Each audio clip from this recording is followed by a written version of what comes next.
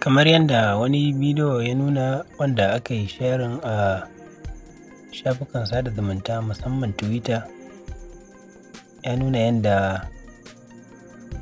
wani mutum suke faɗa tsakaninsa da wani a shagon sayar da kayayyaki a ƙasar Australia.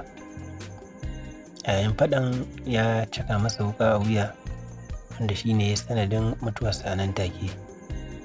Bidiyon dai an yayyaɗa shi a shafuka da yawa na sada zumunta da kuma shafukan yanar gizo musamman kamar website.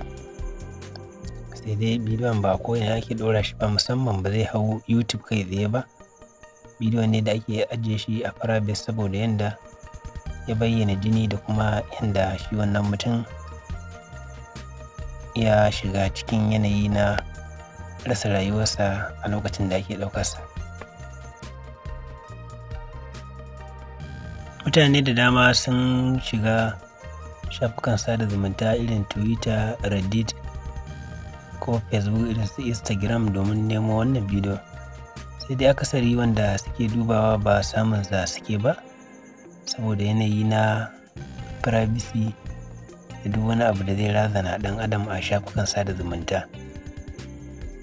A bidiyo ne da mutane da dama sun yi sharing ɗinsa kuma daga baya aka ciccire saboda yanda yake barazana ga rayuwar ɗan adam musamman wanda yake kalla.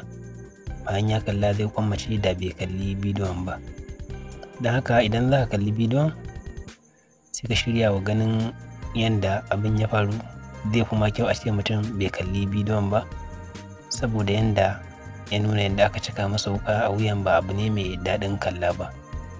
Amma dai za ka iya samun link ɗin bidiyon a ƙarƙashin wannan bidiyo na YouTube.